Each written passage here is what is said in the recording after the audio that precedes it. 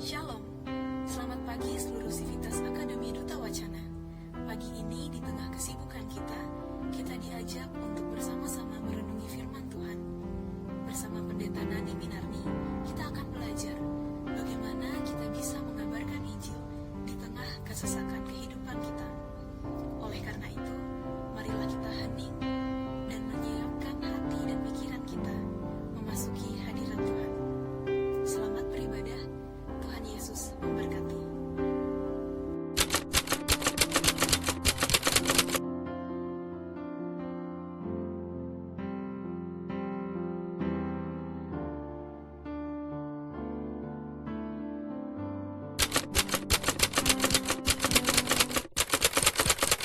Mama, tehnya mana? Papa haus nih.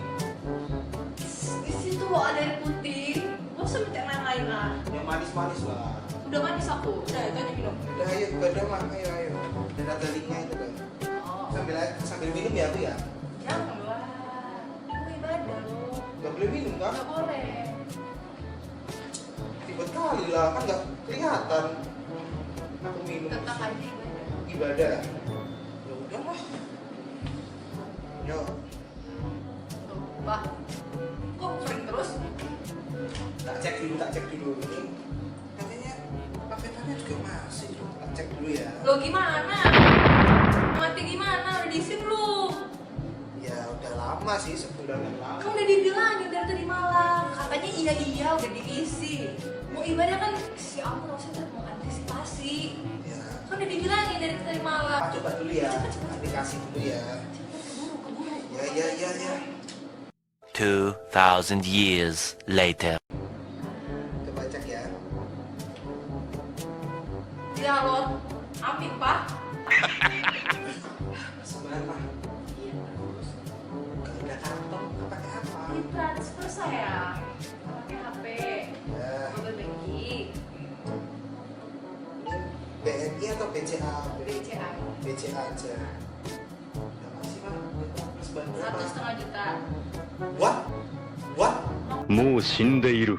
何？ No comment. Gak boleh. Oh, juta sih. Terus? Udah selesai nih badannya. Udah. Gimana perasaannya? Wow. Mau ngomong sendiri? Jujur gak enak sih. Udah ibadah dimarah-marahin sama mama. Ini ke papa masih belajar. Biasanya kan ada teman-teman. Kan udah dikasih tau tadi malam. Ya, mana ya? Berat sih Pak. Tek papa. Tapi kan udah dikasih tauin. Udah.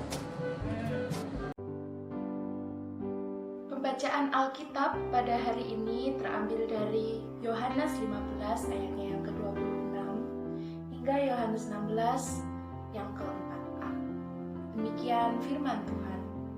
Jikalau penghibur yang akan kuutus dari Bapa datang, yaitu roh kebenaran yang keluar dari Bapa, ia akan bersaksi tentang aku. Tetapi kamu juga harus bersaksi karena kamu dari semula bersama-sama dengan aku. Semuanya itu kukatakan kepadamu, supaya kamu jangan kecewa dan menolak aku. Kamu akan dikucilkan, bahkan akan datang saatnya bahwa setiap orang yang membunuh kamu akan menyangka bahwa ia berbuat bakti bagi Allah. Mereka akan berbuat demikian karena mereka tidak mengenal baik Bapa maupun aku. Tetapi semuanya ini kukatakan kepadamu, supaya apabila datang saatnya kamu ingat bahwa aku telah mengatakannya kepadamu. Amin.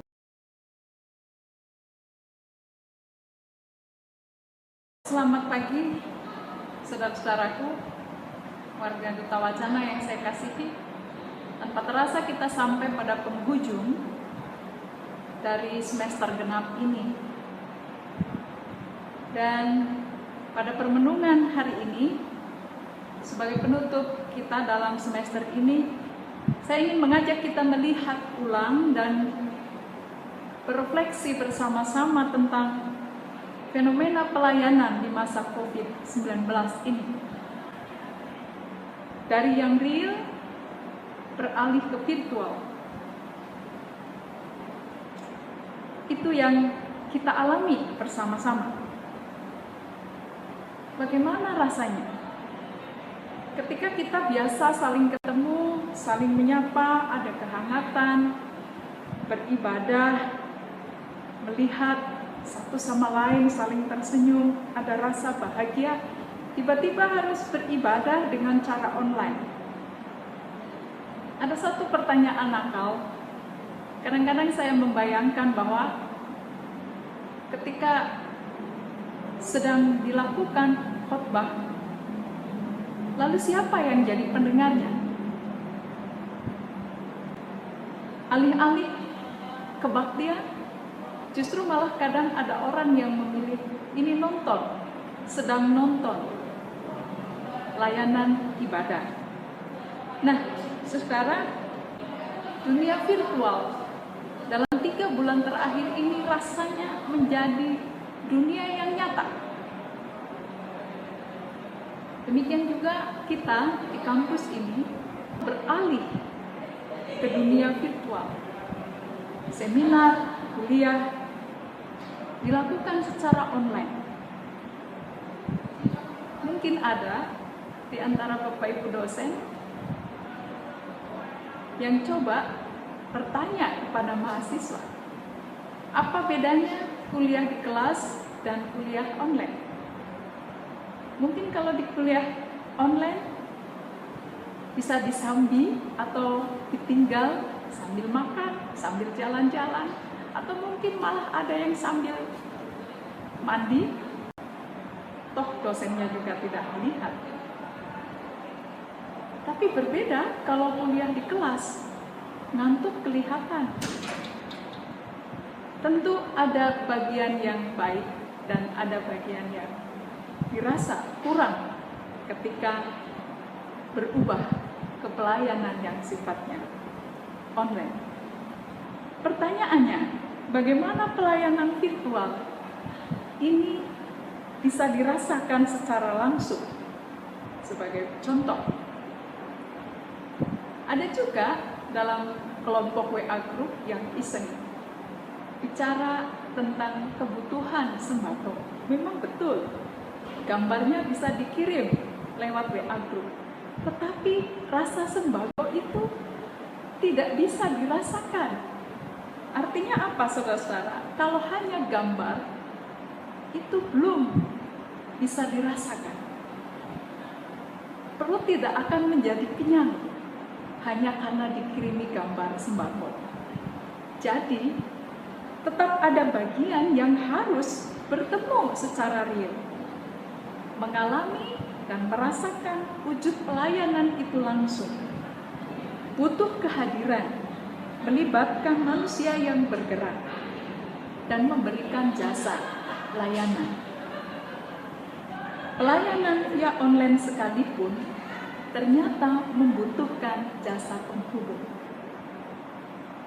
Nah, di masa pandemi corona atau COVID-19 ini, barangkali yang disebut dengan jasa penghubung yang paling membantu dan dianggap paling membantu adalah teknologi. Seolah perubahan drastis ini menggerakkan semua ke arah terjadinya evolusi atau perubahan dan bertumpu pada teknologi.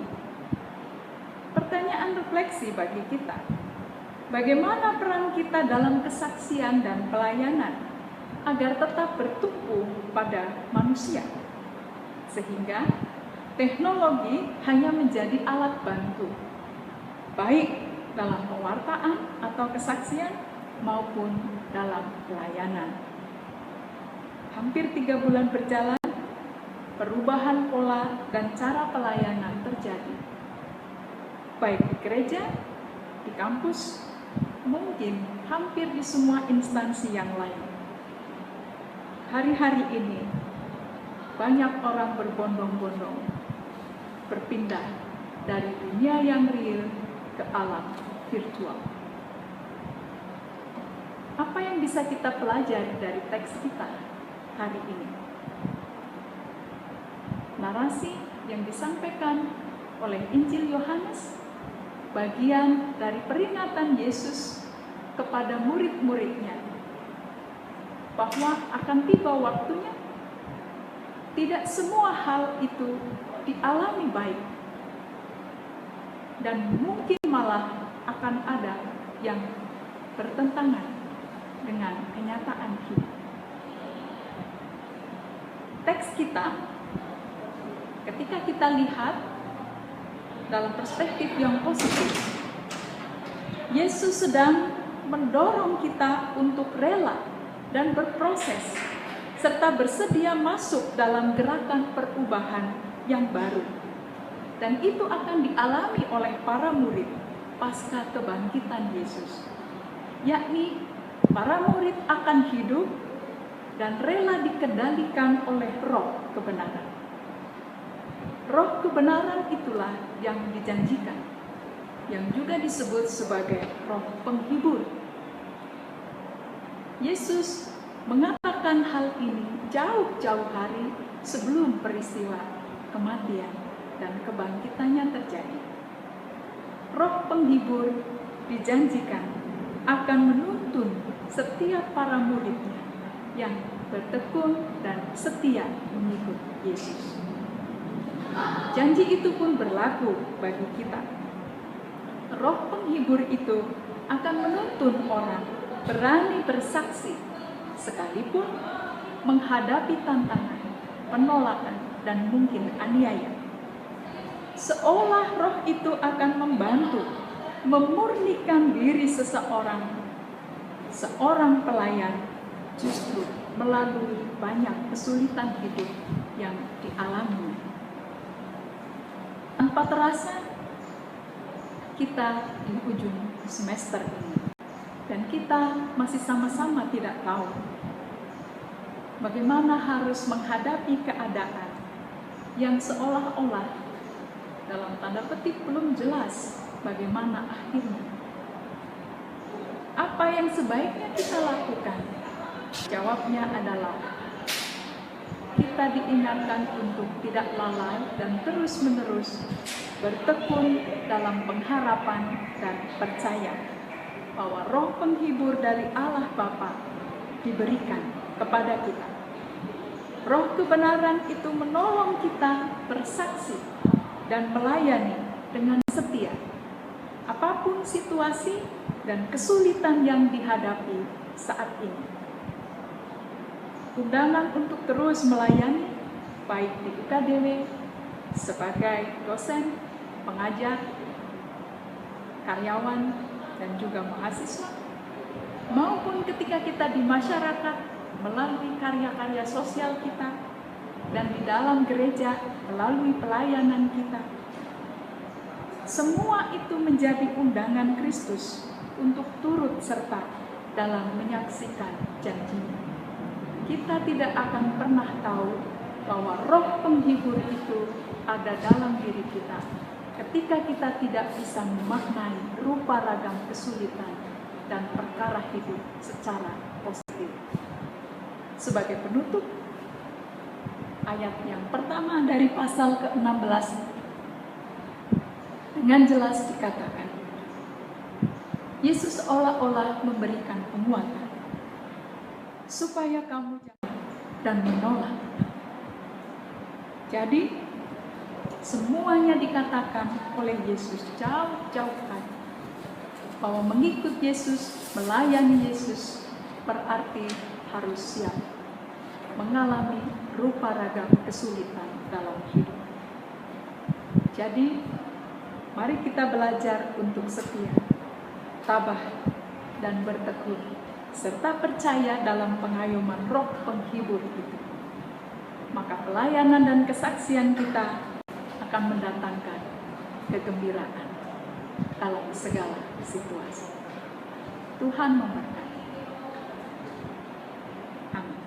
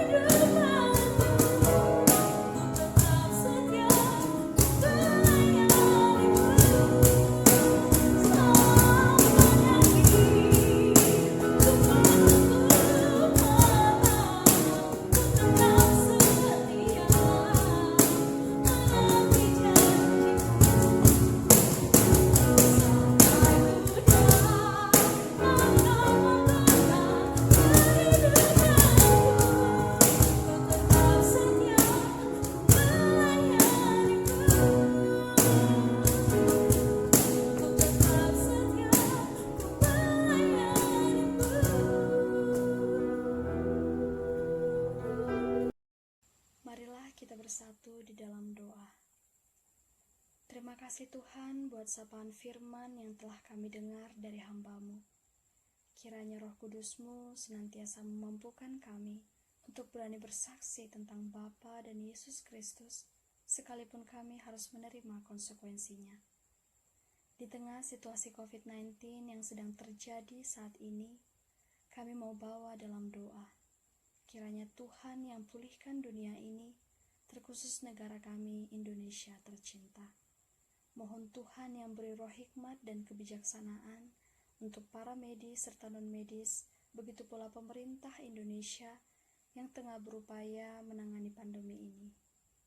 Untuk saudara-saudari kami yang telah terkena imbas COVID-19, baik itu para supir ojol, para pegawai yang di PHK, pengusaha kecil, serta mahasiswa-mahasiswi dari luar pulau di Jogja, kami mohon Tuhan, Engkau yang senantiasa menguatkan dan meneguhkan mereka. Kami juga mau berdoa untuk para pasien COVID-19 yang sedang terbaring lemah. Mohon Tuhan yang memberi kesembuhan, kekuatan, dan pengharapan. Tak lupa kami mau berdoa untuk Civitas Akademika Universitas Kristen Duta Wacana. Mohon Tuhan yang memberi kesehatan dan kekuatan dalam menjalankan segala tugas dan tanggung jawab mereka. Terima kasih Tuhan untuk penyertaan-Mu, sehingga kami boleh sampai di penghujung semester ini. Mohon Tuhan yang berkati persiapan UAS yang akan kami laksanakan di beberapa minggu ke depan. Ajar kami Tuhan untuk memberikan yang terbaik dalam melaksanakan tugas-tugas kami demi hormat dan kemuliaan-Mu. Terima kasih Tuhan untuk cinta kasih-Mu. Inilah doa kami. Hanya di dalam nama anak-Mu, Tuhan Yesus Kristus, kami berdoa. Amin. Saudaraku yang terkasih, hendaknya kegembiraan dan bimbingan dari Roh Kudus senantiasa kita andalkan. Demikian juga kebenaran Injil selalu kita hidupi. Selamat menjalani hari. Tuhan Yesus